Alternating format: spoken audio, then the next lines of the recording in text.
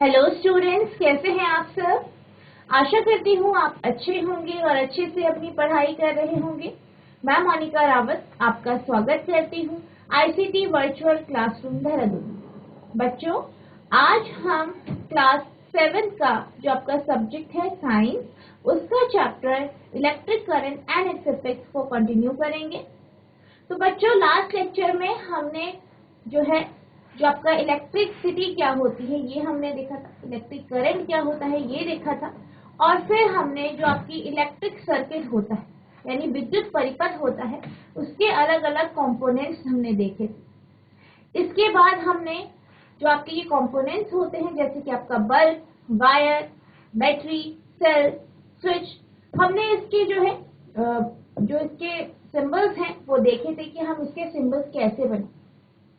फिर हमने बैटरी के बारे में समझा था कि बैटरी होती क्या है और किस तरीके से जो आपके सेल को का कॉम्बिनेशन करके हम बैटरी का निर्माण करते। इसके बाद हमने जो आपका सिंपल सर्किट होता है उसका डायग्राम देखा था कि वो उसका डायग्राम कैसा होता है, और फिर हमने सिंबल्स के माध्यम से उसका डायग्राम बनाया। तो जब हम ये एक्टिविटी करते हैं, ये क्या होती है, एक्टिविटी है जो हमने कल इलेक्ट्रिक सर्किट के बारे में पढ़ा था। तो ये बेसिकली आपकी एक्टिविटी है। इस तरीके से जब आप क्या करते हैं, एक बल्ब, वायर और जो स्विच है, जैसे कि हमने यहाँ पे क्या लिया है, सेफ्टी पिन लिया है, जो सेल लिया है, उनको जब हम इस तरीके से कनेक्ट करते हैं तो हम क्या ऑब्जर्व करते हैं कि जो आपका जो ये बल्ब है ये ग्लो करने लग जाता है यानी प्रकाशित हो जाता है। फिर हमने इसका सर्किट डायग्राम देखा था जो कि ये था।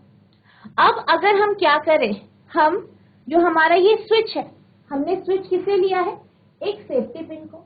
अगर हम इस सेफ्टी पिन को खोल दें, यानी अगर हम इस सेफ्टी पिन को इस बोर्ड पिन से अलग कर दें ताकि जो ये आपका ये सर्किट है ये टूट जाए, तो आप क्या ऑब्जर्व करोगे, आप ये ऑब्जर्व करोगे कि जो आपका ये बल्ब है ये जो है, जब आप जो आपका सेफ्टी पिन है उसे अलग कर दोगे, स्विच जो है अलग कर दोगे, तो आप ये ऑब्जर्व करोगे कि जो आपका ये बल्ब है ये ग्लो नहीं करे यानी ये प्रकाश नहीं दे।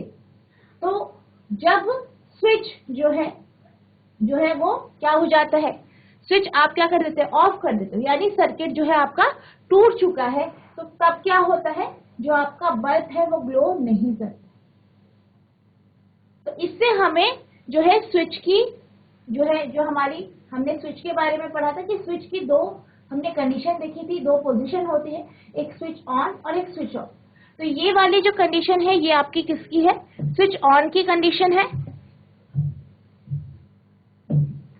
और इसी तरीके से अगर हम स्विच ऑफ की कंडीशन को बनाए, स्विच ऑफ की कंडीशन को ड्रॉ करें सिंबल्स के माध्यम से, तो हम कैसे बना सकते हैं, आप इसे इस तरीके से ड्रॉ कर सकते हैं। ये आपका बल्ब हो गया, ये आपका क्या है, सेल है, यहाँ पे स्विच है इस तरीके से, और यहाँ पे आप देख सकते हैं ये जो कंडीशन है ये स्विच ऑफ की कंडीशन है। और इस तरीके से आप स्विच ऑफ की कंडीशन के लिए जो है डायग्राम बनाएंगे जो कि आप सिंबल्स के माध्यम से बनाएंगे। तो बेसिकली इस कंडीशन में हमने जो बल्ब लिया है, बल्ब के ऊपर हमने इस तरीके से लाइनें नहीं डाली हैं। क्यों नहीं डाली हैं, क्योंकि आप यहाँ पे देख सकते हैं कि जो ये सर्किट है ये टूटा हुआ है, इसमें स्विच ऑफ की कंडीशन है, और जो बल्ब है जब सर्किट ऑफ की कंडीशन में होता है या सर्किट टूटा हुआ होता है तो आपका जो बल्ब है वो ग्लो नहीं करता है, क्योंकि जो विद्युत धारा है या इलेक्ट्रिसिटी है वो इस सर्किट से फ्लो नहीं कर पाती। तो इस तरीके से आप स्विच ऑफ की कंडीशन के लिए जो है डायग्राम बनाएं। अब हम ऑब्जर्वेशन की बात करते हैं कि हमने क्या क्या ऑब्जर्व किया। नोटिस दैट द की और switch can be placed anywhere in the circuit. तो इससे हमें क्या पता चला बेसिकली कि आप स्विच को कहीं पे भी लगा सकते, यानी अगर आप स्विच को यहाँ की जगह इधर लगाए या यहाँ पे लगाए तो ये जो स्विच है वो सेम ही काम करे, ठीक है, चाहे आप इधर लगाएं, यहाँ पे लगाएं, किसी भी पोजीशन में लगाएं, तो अगर आप स्विच ऑन की कंडीशन करोगे तो आपका जो ऑब्जर्वेशन होगा वो यही होगा, यानी जो आपका बल्ब है वो ग्लो करने लग जाए, यानी प्रकाशित हो जाए। उसी तरीके से अगर आप स्विच को चाहे इधर लगाए और स्विच ऑफ की कंडीशन हो तो आपका जो सर्किट है वो टूटेगा और जो धारा है यानी करंट है वो आपके सर्किट से प्रवाहित नहीं होगी, यानी फ्लो नहीं हो पाएगी। ध्यान दीजिए, कुंजी अथवा स्विच को परिपथ में कहीं पर भी लगाया जा सकता है। When the switch is in on position, the circuit from the positive terminal of the battery to the negative terminal is complete. यानी जब आपका स्विच ऑन की पोजीशन में होता है, किस पोजीशन में होता है?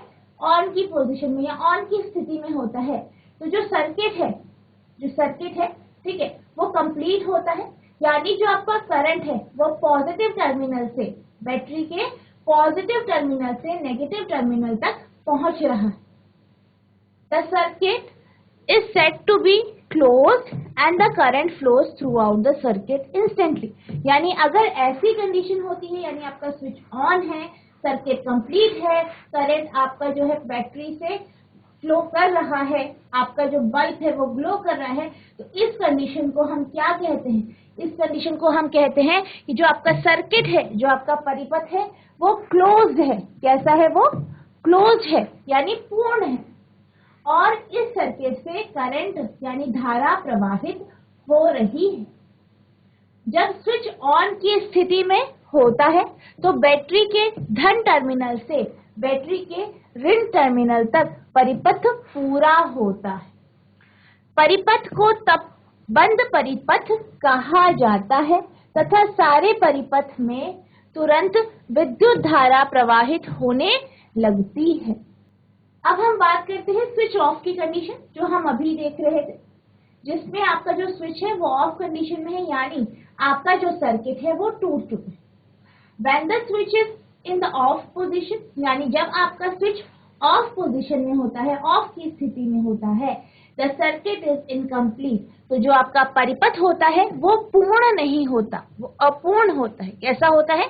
अपूर्ण होता है या अधूरा होता है। It is said to be open, यानी ऐसे सर्किट को जिसमें स्विच आपकी ऑफ पोजीशन में है, सर्किट पूरा नहीं है, सर्किट बीच से टूटा है, करंट फ्लो नहीं हो रहा है, बल्ब ग्लो नहीं कर रहा है, ऐसे सर्किट को, यानी जब हम बात करते हैं ऐसे सर्किट की, ऐसे परिपथ की जिसमें जो आपका स्विच है वो ऑफ पोजीशन में है। ऑफ पोजीशन का मतलब आपका जो परिपथ है वो पूर्ण नहीं है, वो अधूरा है, यानी जो आपका परिपथ है उसमें जो बल्ब लगा है वो प्रकाशित नहीं होता है, वो जो है लाइट नहीं देता है, ठीक है, और आपका जो करंट है वो आपके सर्किट से फ्लो नहीं कर पा रहा। तो ऐसे सर्किट को हम ओपन सर्किट कहते हैं। No current flows through any part of the circuit. और अगर हम सर्किट की बात करें तो सर्किट के किसी भी भाग से करंट फ्लो नहीं करता है, यानी धारा प्रवाहित नहीं हो पाती। जब स्विच ऑफ की स्थिति में होती है तो परिपथ अधूरा होता है, तब इसे खुला परिपथ कहते हैं। इस स्थिति में परिपथ के किसी भी भाग में कोई विद्युत धारा प्रवाहित नहीं होती है, यानी जब आपका स्विच ऑफ होगा तो आप क्या कहेंगे कि परिपथ अधूरा है। इसे हम ओपन सर्किट या खुला परिपथ भी कहते हैं और इससे किसी भी तरीके की धारा प्रवाहित नहीं हो। वहीं अगर हम ऑन पोजीशन की बात करें तो ऐसा सर्किट जिसमें स्विच ऑन की पोजीशन में होता है तो हम ये कहते हैं कि सर्किट क्या है? कंप्लीट है, पूर्ण है, और जो सर्किट है वो क्लोज्ड सर्किट है, और ऐसे सर्किट से जो करंट है वो हर एक भाग से उससे प्रवाहित होता है, आपका बल्ब ग्लो करता है यानी प्रकाशित होता है या प्रकाश देता है।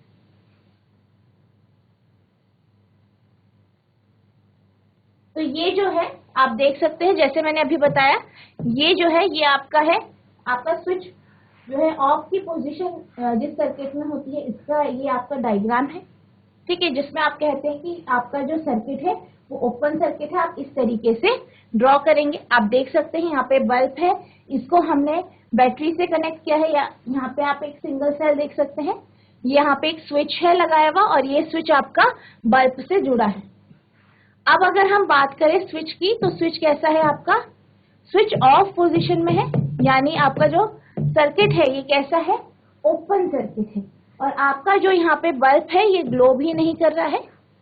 तो इस तरीके से आप जो है स्विच ऑफ की पोजीशन में एक सिंपल सर्किट का डायग्राम ड्रॉ करें।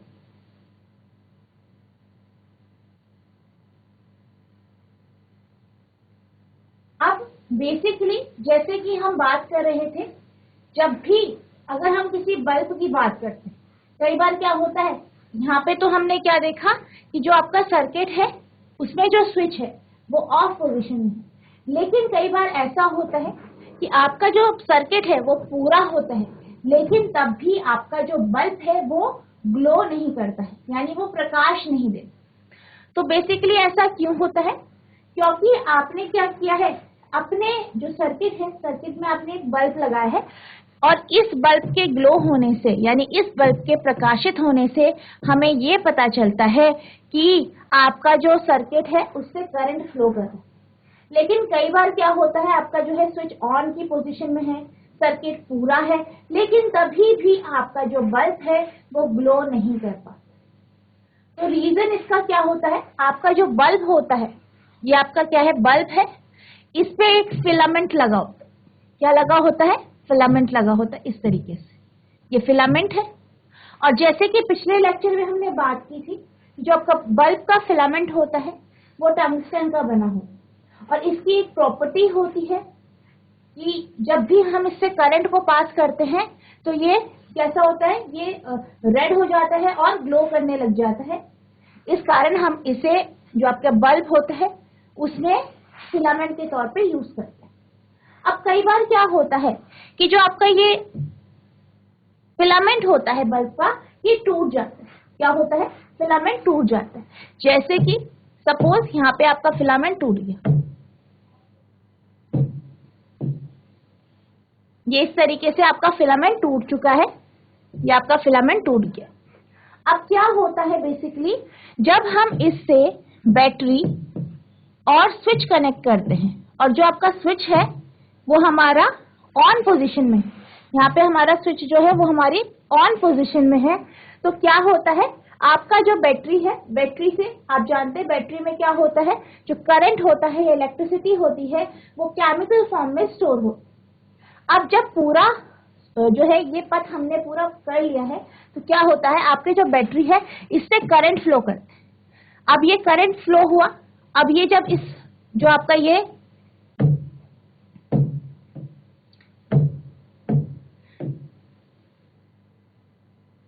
ये करंट है ये इस बल्ब से जाएगा, इस बल्ब में जाएगा, यहाँ मेटल की जो केस है इस पे जाएगा, फिर यहाँ से ये फिलामेंट में जाता है।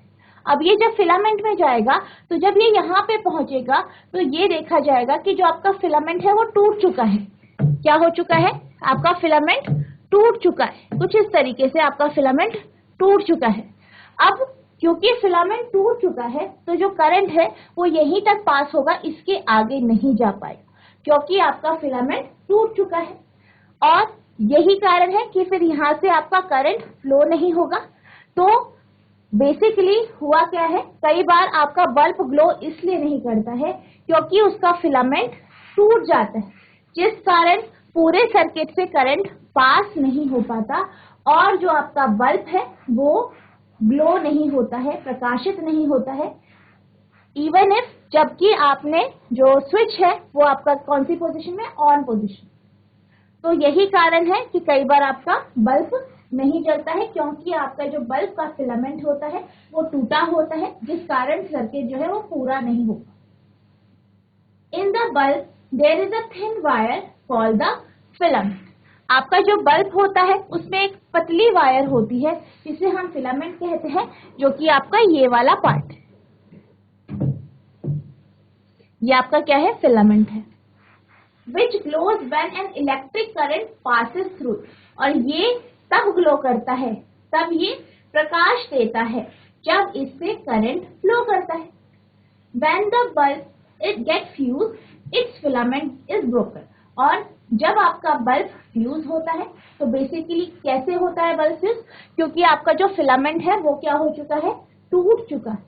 अब जब आपका फिलामेंट टूट चुका है किसी बल्ब का, तो हम क्या कहते हैं कि ये हमारा जो बल्ब है ये कैसा हो गया है, फ्यूज हो गया। कैसा हो गया है, फ्यूज। बल्ब में एक पतला तार होता है जिसे तंतु अथवा फिलामेंट कहते हैं।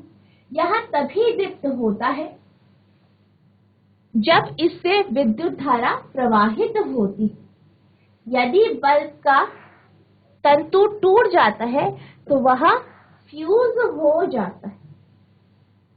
और जब आपका बल्ब फ्यूज हो जाता है तो क्या होता है, आपका सर्किट पूरा नहीं हो पाता और करंट पूरे सर्किट से फ्लो नहीं कर पाता, जिस कारण आपका जो बल्ब है वो ग्लो नहीं करता। आई होप आपको फ्यूज बल्ब क्या होता है ये समझ में आ गया होगा और फिलामेंट क्या होता है ये भी आपको समझ में आ गया।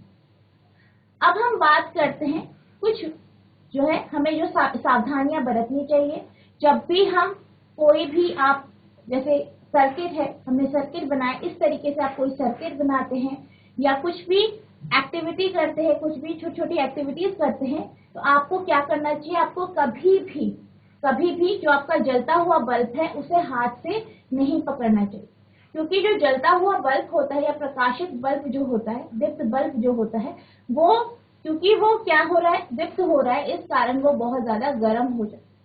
वहीं जब भी आप कोई भी एक्टिविटी करते हैं, ठीक है, इलेक्ट्रिक करंट, जैसे कि हम सर्किट की बात कर रहे हैं, तो हमें हमेशा जो है सेल्स का यूज करना चाहिए। आपको कभी भी जो डायरेक्ट करंट होता है, ठीक है, जैसे कि आपका जनरेटर हो गया या आपका जो डायरेक्ट मेन स्विच है, वहां से आपको जो करंट आप ले रहे हो, जिससे आप एक्टिविटी कर रहे हो, उसको डायरेक्ट उस पर नहीं लगाना चाहिए, ये आपके लिए खतरनाक हो सकता है। आपको हमेशा जो है सेलो का ही यूज करना चाहिए, सेल का यूज करना चाहिए जब भी आप कोई भी एक्टिविटी करते हैं जो आपकी इलेक्ट्रिक सर्किट से रिलेटेड होती।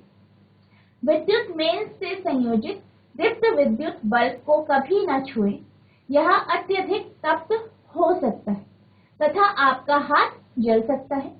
विद्युत मेंस विद्युत जनरेटर अथवा इन्वर्टर की विद्युत आपूर्ति से कभी भी छेड़छाड़ नहीं करनी चाहिए। यानी कभी भी आपको डायरेक्ट जो करंट आ रहा है, जो आपका जनरेटर है, आपका इन्वर्टर है, उससे कभी भी छेड़छाड़ नहीं करनी चाहिए। क्यों नहीं करनी चाहिए? उससे आपको क्या हो सकता है, करंट लग सकता है, आपके लिए बहुत खराब हो सकता है वो, आपको विद्युत आघात लग सकता है जो घातक हो सकता है। यहाँ सुझाए गए सभी क्रियाकलापों के लिए केवल विद्युत सेल का ही उपयोग करना चाहिए। यानी आप जब भी कोई भी एक्टिविटी करते हैं, आपको हमेशा सेल का यूज करना। कभी भी आपको जनरेटर या डायरेक्ट मेन का करंट नहीं लेना है, आपको हमेशा सेल का ही यूज करना। अब जैसे कि हम जानते हैं, हमारा जो चैप्टर है उसका नाम है electric current and its effect, यानी विद्युत धारा एवं इसके प्रभाव। तो अभी तक हमने विद्युत धारा की बात करी, इलेक्ट्रिक सर्किट की बात करी, इलेक्ट्रिक सर्किट ऑन पोजीशन में कब होता है, ऑफ पोजीशन में कब होता है, ये हमने देखा और हमने इसके सिंबल्स देखे। अब हम बात करते हैं विद्युत धारा के प्रभाव की, यानी इलेक्ट्रिक करंट के इफेक्ट की हम बात करते हैं। तो हमारे पास बहुत सारे इलेक्ट्रिक करंट के इफेक्ट होते हैं, जैसे आप अपने डेली लाइफ में देख सकते हैं। जैसे फॉर एग्जाम्पल, आप जब कमरे में आते हैं तो आप क्या करते हैं, लाइट ऑन करते हैं। किसी अंधेरे कमरे में जाते हैं, आप सीधे क्या करते हैं, स्विच बोर्ड से लाइट ऑन करते हैं। तो बेसिकली क्या होता है, जो आपका बल्ब होता है वो ऑन हो जाता है और आपको प्रकाश मिलता है। तो जब हम इस जो ये एक्टिविटी है या ये जो हमारा डेली लाइफ का एक एग्जाम्पल है, इसको जब हम देखते हैं तो हम क्या देखते हैं कि जैसे ही हम स्विच ऑन कर रहे हैं तो आपका जो बल्ब है वो ग्लो कर रहा है, यानी प्रकाश दे।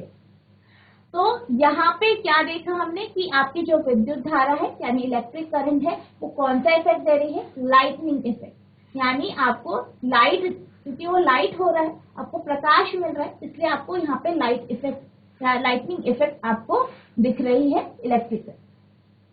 इसी तरीके से जब सर्दियां होती हैं तो सर्दियों में क्या करते हैं, आप अपने कमरे में जाते हैं, आपको ठंड लग रहा है तो आप सीधे क्या करते हैं, रूम हीटर का स्विच ऑन करते हैं। तो जैसे ही आप रूम हीटर का स्विच ऑन करते हैं तो आप देखते हैं जो आपके रूम हीटर में जो रॉड्स लगी होती है, जिसपे नाइट्रोम की वायर्स लगी होती हैं, वो धीरे धीरे करके लाल होने लग जाती है और आपके जो कमरा है उसे वो गर्म करने लग जाती है। तो इससे हमें क्या पता चलता है, इलेक्ट्रिक करंट यानी विद्युत धारा का हीटिंग इफेक्ट यानी तापीय प्रभाव। तो आज हम सबसे पहले जो आपका विद्युत धारा है उसके तापीय प्रभाव की बात करते हैं, उसके हीटिंग इफेक्ट की बात करते हैं। तो इसको समझने के लिए हम एक एग्जाम्पल देखते हैं और एक एक्टिविटी करें। तो बेसिकली आपको क्या करना है, एक थर्मोकोल की शीट लेनी है, 2 कीले लेनी है और एक नाइट्रोम की वायर लेनी। जैसे कि आप यहाँ पे देख सकते हैं, हमने क्या किया है, एक थर्मोकोल की शीट ली है, ठीक है, थर्मोकोल लिया है, उससे हमने क्या किया है, 2 कीले ली है, उन कीलों पे हमने एक नाइट्रोम की वायर इस तरीके से खींच के लपेट दी है। इसको हमने इस तरीके से थर्मोकोल की शीट के ऊपर लगा दिया है और फिर जो आपके ये कीले हैं इनको हमने स्विच और बैटरी से जोड़ा। अब आपको, जब आप इस फिगर को देख सकते हैं, यहाँ पे आपका जो स्विच है ये ऑफ पोजीशन में है। स्विच ऑफ पोजीशन यानी कि सर्किट टूटा हुआ है। आपका जो सर्किट है वो ओपन सर्किट है। कैसा परिपथ है, ओपन या खुला हुआ परिपथ, ओपन सर्किट। कैसा सर्किट है, ओपन सर्किट, ठीक है। यहाँ पे आप इसको देख सकते हैं। अब हमने क्या किया, स्विच को हमने ऑन कर दिया। स्विच को क्या किया, ऑन कर दिया। अब स्विच आपकी ऑन की स्थिति पे है, यानी आपका जो सर्किट है वो कुछ इस तरीके से हो गया, यानी जो आपका स्विच है वो क्या हो गया है, इस तरीके से आपका स्विच ऑन हो गया है। अब आपका जो परिपथ है या सर्किट है वो पूर्ण हो चुका है, यानी कंप्लीट हो गया है। अब क्या होगा, अब आपका जो ये बैटरी है, बैटरी से करंट फ्लो करेगी। क्या फ्लो करेगी, करंट, यानी धारा फ्लो करेगी, धारा प्रवाहित होगी, आपकी विद्युत धारा इससे प्रवाहित होगी। अब इससे क्या हुआ, विद्युत धारा प्रवाहित होती है। फिर आप क्या ऑब्जर्व करेंगे कि जो आपकी नाइट्रोम की वायर है ये धीरे धीरे करके लाल होती जाएगी। क्या होती जाएगी, लाल होती जाएगी। और कुछ समय बाद आपको इसके आसपास हल्की हल्की गर्माहट महसूस हो। क्या होगा, आपने स्विच ऑन कर देना है। अब आपका सर्किट पूरा हो चुका है। अब क्या होगा, आपका जो बैटरी है इससे करंट फ्लो करेगा, इस सर्किट में धारा प्रवाहित होगी इस परिपथ में, और आपकी जो ये वायर है, नाइट्रोम की जो ये वायर है, ये धीरे धीरे करके लाल होती जाएगी और गर्माहट उत्पन्न करेगी, या आपका तापीय प्रभाव जो है नजर आएगा या महसूस हो। तो इससे हमें क्या पता चला, इससे हमें ये पता चला कि जब आपका जो विद्युत परिपथ है उससे जब करंट फ्लो कर रही है, जब धारा जो है प्रवाहित हो रही है, तो आपकी नाइट्रोम की वायर जो है वो लाल हो रही है और गर्माहट उत्पन्न कर रही है, या फिर हीटिंग इफेक्ट या तापीय प्रभाव उत्पन्न कर रही है। तो इससे हम जो है, जो आपका इलेक्ट्रिक सर्किट है या इलेक्ट्रिक करंट जो बेसिकली है, विद्युत धारा जो है, उसके तापीय प्रभाव को आप इसमें ऑब्जर्व कर सकते हैं या देख सकते हैं।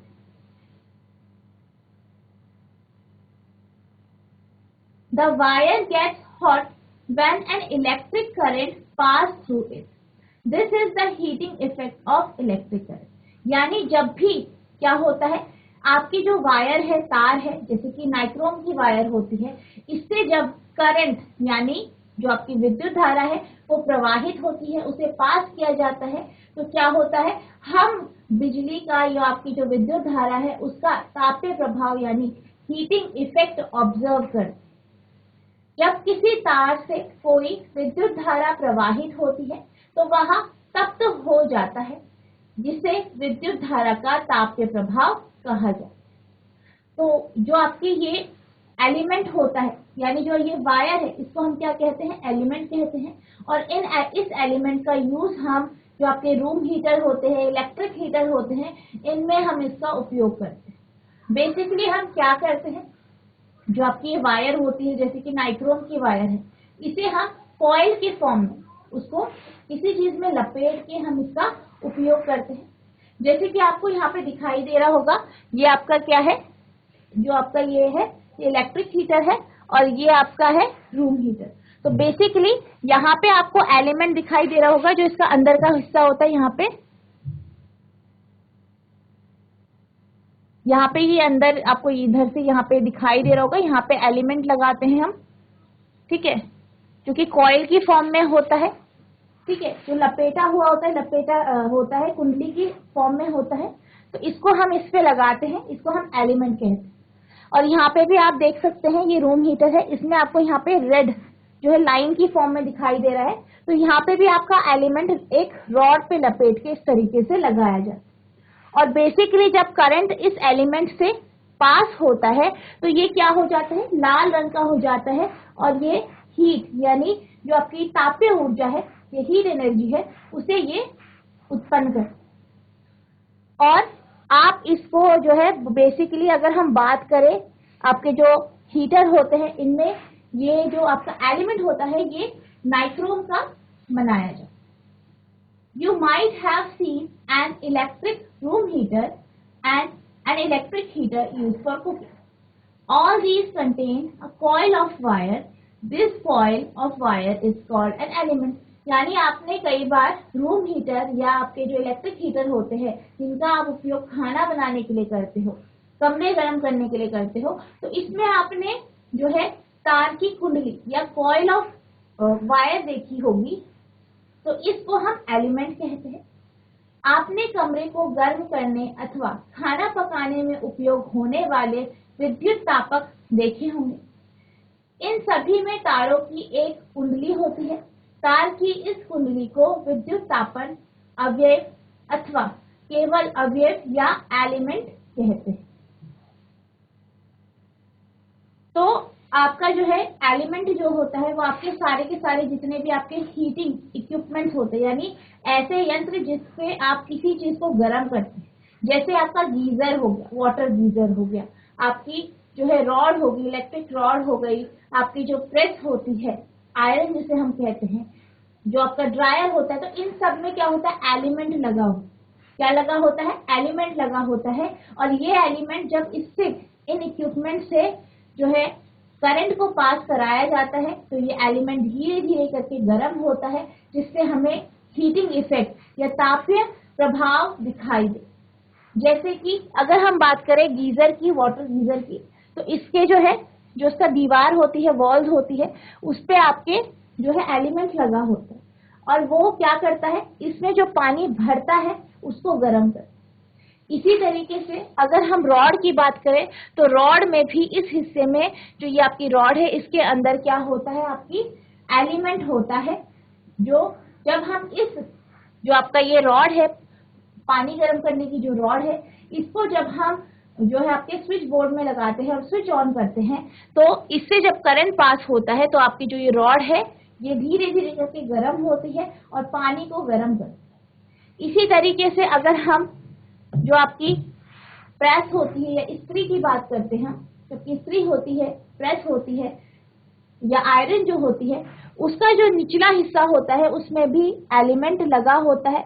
तो जब हम जो प्रेस का जो आपका प्लग होता है उसे स्विच बोर्ड पे लगाते हैं और जब इससे करंट पास होती है तो ये एलिमेंट क्या होता है, लाल होने लग जाता है और फिर गर्म होता है, जिससे आपका जो प्रेस है ये गर्म हो जाता है और आप आसानी से अपने कपड़ों में प्रेस लगा पाते। इसी तरीके से अगर हम बात करें हेयर ड्रायर की, तो हेयर ड्रायर जो होता है इसमें भी एलिमेंट लगा होता है।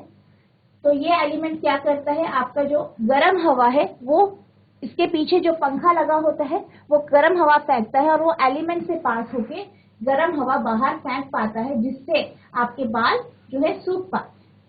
तो इस तरीके से आपके अलग अलग जो आपके इक्विपमेंट्स होते हैं उनमें एलिमेंट लगा होता है, जिससे आपकी जो चीजें हैं वो गर्म होती है और आप ताप्य जो प्रभाव है विद्युत ऊर्जा का वो आप देख पाते हैं, महसूस कर पाते। अब अगर हम बात करें कि जो आपका वायर है, बेसिकली जो आपकी एलिमेंट है, जो आपके रूम हीटर है, इलेक्ट्रिक हीटर है, आपका जो पानी की रॉड है या पानी का जो गीजर है, इसमें जो लगी होती है, ये इसमें जो आपका एलिमेंट लगा होता है उसका जो मटेरियल होता है, यानी किस धातु का वो बना है, उसकी लंबाई क्या है, उसकी थिकनेस, उसकी मोटाई क्या है, ये सब उसके काम के ऊपर निर्भर करते हैं। यानी जो आपके यंत्र का या जो आपका इक्विपमेंट है उसका जो काम होगा उसके अनुसार ही उसमें एलिमेंट लगा होता है। तो इसी के अनुसार जैसे कि आपने देखा होगा आपका जो रॉड होता है उसका जो एलिमेंट होता है अलग टाइप का होता है, आपके रूम हीटर का एलिमेंट अलग टाइप का होता है, आपका जो आपका इलेक्ट्रिक हीटर है उसका जिसपे आप खाना बनाते हैं उसका जो एलिमेंट होता है वो अलग तरीके का होता है। तो बेसिकली ये किसके ऊपर डिपेंड करता है, ये उस इक्विपमेंट के काम के ऊपर डिपेंड करता है। और बेसिकली जैसे कि आपका खाना बनाने का काम है, तो जो आपका एलिमेंट होगा जिससे हम जो आपका कुकिंग हीटर होता है, जो कुक करने के लिए या खाना बनाने के लिए इलेक्ट्रिक हीटर का हम यूज करते हैं, उसका एलिमेंट अलग टाइप का होता है क्योंकि उसमें हीट ज्यादा चाहिए, तो आपका जो उसका एलिमेंट होता है वो ज्यादा लंबा होता है। इस तरीके से जो अलग अलग काम होते हैं अलग अलग इक्विपमेंट के, उसके अनुसार उनके एलिमेंट का साइज या मटेरियल हो। The amount of heat produced in a wire depend on it's material length and thickness.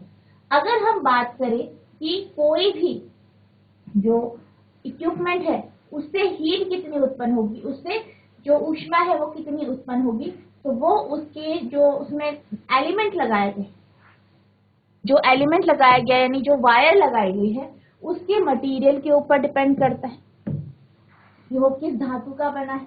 दूसरा, उसकी लंबाई, उसकी लेंथ कैसी है, लंबा है छोटा है, उसके ऊपर डिपेंड करता है। उसकी मोटाई कैसी है, उसकी थिकनेस कैसी है, इसके ऊपर ये डिपेंड करता है, निर्भर करता है। Thus, for different requirements, the wire of different materials and different lengths and thicknesses are used.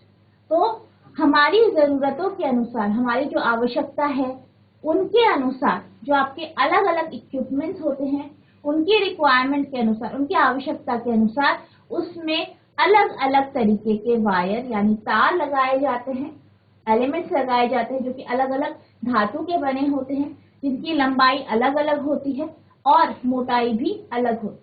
यानी जैसा काम वैसा उसका एलिमेंट हम यूज करेंगे, यानी उस तरीके का हम मटेरियल यूज करेंगे, उस तरीके की हम तार की लंबाई का यूज करेंगे और उस तरीके की हम तार की मोटाई का यूज।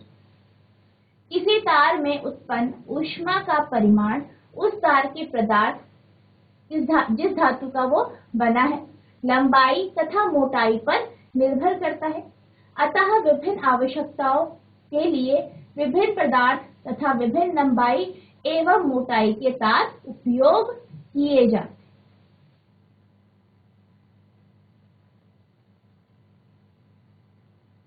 तो हम क्या करते हैं, इसी तरीके से आपका जो तार होता है उसका हम यूज करते हैं। अब हम बात करते हैं जो आप अलग अलग तरीके के तारों का हम यूज करते हैं उसकी हम बात करते हैं। अब जैसे कि आप यहाँ पे देख सकते हैं, यहाँ पे आपका ये बल्ब है और यहाँ पे आपको बल्ब का फिलामेंट दिखाई दे, ठीक है, और ये क्या है, आपकी नॉर्मल तार है, वायर।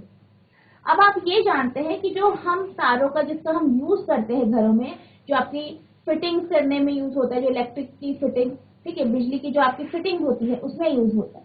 तो मोस्टली हम कैसी तार का यूज करते हैं, इस तरीके, और इसमें जो उसकी कोर होता है, उसकी कॉर्ड होती है, वो आपकी कॉपर की होती है, यानी हम कॉपर वायर का यूज करते हैं, ठीक है।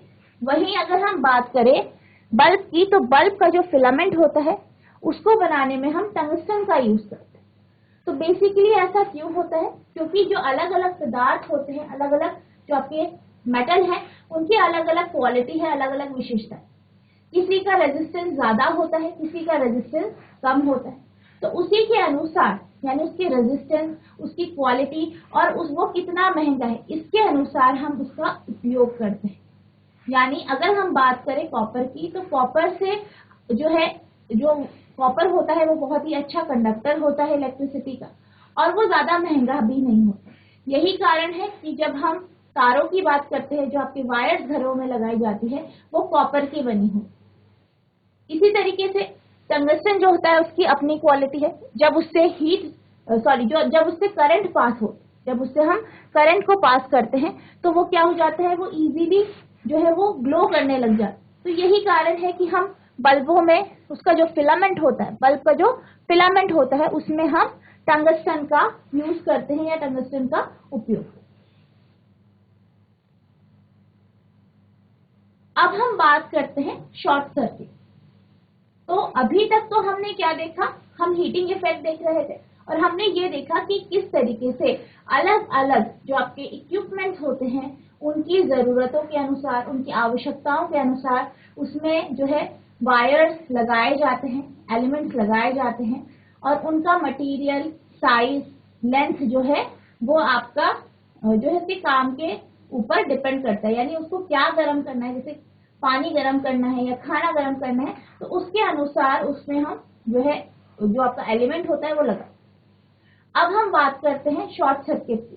तो बेसिकली शॉर्ट सर्किट क्या होता है, कई बार करंट का पॉजिटिव नेगेटिव टर्मिनल एक साथ जुड़ जाता है, जिस कारण एकदम से एक हैवी फ्लो होता है करंट का, यानी जो आपका धारा है वो एकदम से बहुत ज्यादा मात्रा में प्रवाहित हो जाती है सर्किट। जिस कारण क्या होता है, जो आपके इक्विपमेंट्स होते हैं, आपके जैसे कि आपका गीजर हो गया, आपका मोटर हो गया, ये फूक जाते, क्योंकि एकदम से बहुत ज्यादा जो आपका करंट है वो फ्लो हुआ है, जिस कारण आपके घर के इक्विपमेंट फूक जाते हैं, जल जाते हैं, या घरों पे आग भी लग जाती है। तो इसको ठीक करने के लिए हम फ्यूज का यूज करते हैं। हम किसका यूज करते हैं, फ्यूज का। तो बेसिकली जो फ्यूज होता है, फ्यूज एक ऐसे मटेरियल से या ऐसे मेटल से बना होता है जिसका मेल्टिंग पॉइंट लो हो, जिसका मेल्टिंग पॉइंट क्या होता है, लो होता है।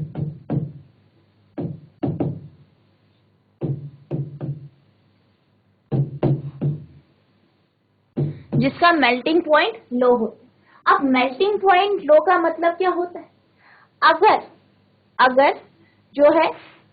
अगर हम मेल्टिंग पॉइंट लो की बात करते हैं, यानी कम टेम्परेचर में भी वो जो पदार्थ है या वो मेटल है, वो क्या हो जाता है, मेल्ट हो जाता है, यानी पिघल जाता है। क्या हो जाता है, मेल्ट हो जाता है, यानी पिघल जाता है। अब हम इसको समझते हैं कि बेसिकली ऐसा कैसे होता है। जैसे फॉर एग्जाम्पल, आपके पास कोई इलेक्ट्रिक पंप है, ये आपका क्या है, पंप है, विद्युत पंप है।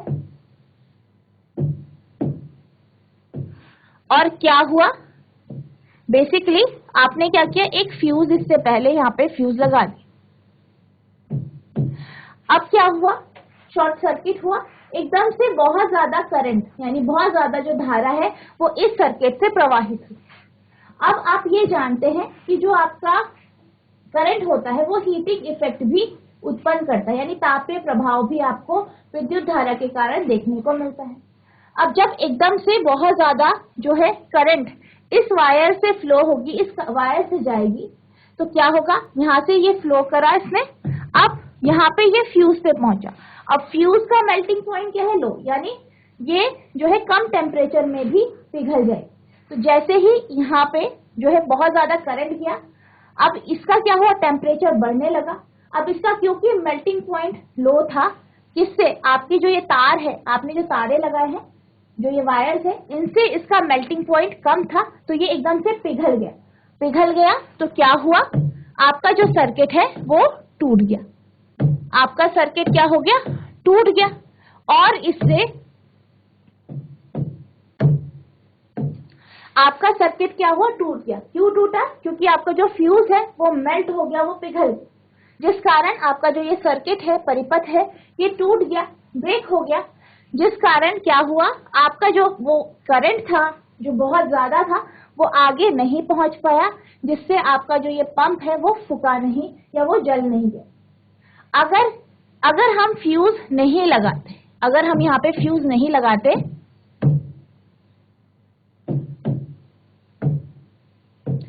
सपोज हम यहाँ पे क्या करते, फ्यूज नहीं लगाते, सिंपल आपका जो वायर है ये आपका पंप से जोड़ दे। अब क्या हुआ, शॉर्ट सर्किट हुआ, एकदम से बहुत ज्यादा करंट फ्लो हुआ। अब ये करंट जो है यहाँ से वायर से गया और ये सीधे क्या हो गया, पंप तक पहुंच गया और आपका जो पंप है वो फूक गया, यानी जल गया, आपका ये पंप खराब हो। तो इसको बचाने के लिए ही हम क्या करते हैं, फ्यूज का यूज करते हैं। और बेसिकली जो आपका फ्यूज होता है वो क्या करता है, जब उससे बहुत ज्यादा करंट फ्लो करती है, क्योंकि उसका मेल्टिंग पॉइंट कम होता है, इस कारण वो पिघल जाता है और सर्किट को तोड़ देता है। इससे क्या होता है, आपके जो अप्लायंसेस हैं, ठीक है, जो आपके अप्लायंसेस हैं वो जलते नहीं हैं, आपके घरों में आग नहीं लगती। आई होप आपको ये समझ में आया होगा। If a large current pass through a wire, the wire may become so hot that it may even melt and break. यदि किसी तार से बड़े परिमाण में विद्युत धारा प्रवाहित होती है तो तार इतना अधिक तप्त हो जाता है कि यह पिघलकर टूट जाता है। यानी जब बहुत ज्यादा जो आपकी करंट है, जो ये करंट है आपकी वायर से फ्लो होती है, तो आपका जो फ्यूज होता है, फ्यूज का जो मेटल होता है वो पिघल जाता है, जिससे क्या होता है, आपका सर्किट टूट जाता है। आप यहाँ पे देख सकते हैं, ये आपका क्या है, ये फ्यूज है बेसिकली। और ये जो फ्यूज है इसका यूज हम जो घर होते हैं, इमारतें होते हैं, उनमें किया जाता था, उसमें इसका यूज किया जाता है। आप देख सकते हैं इसमें क्या लगा हुआ है, आपका ये मेटल का ये बना है। तो ये जो मेटल है, ये जो धातु है, ये जो पदार्थ है, इसका जो मेल्टिंग पॉइंट होता है वो कम होता है, जिस कारण ये इजीली पिघल जाता है जब इससे ज्यादा करंट फ्लो। तो आई होप बच्चों, आज मैंने आपको जो पढ़ाया आपको समझ में आ गया होगा। आपने इसको ध्यानपूर्वक भी सुना होगा। आपको क्या करना है, इन टॉपिक्स को रिवाइज करना है। तो बच्चों आज के लिए बस इतना ही, मिलते हैं अब नेक्स्ट सेशन में। तब तक के लिए thank you and have a nice day.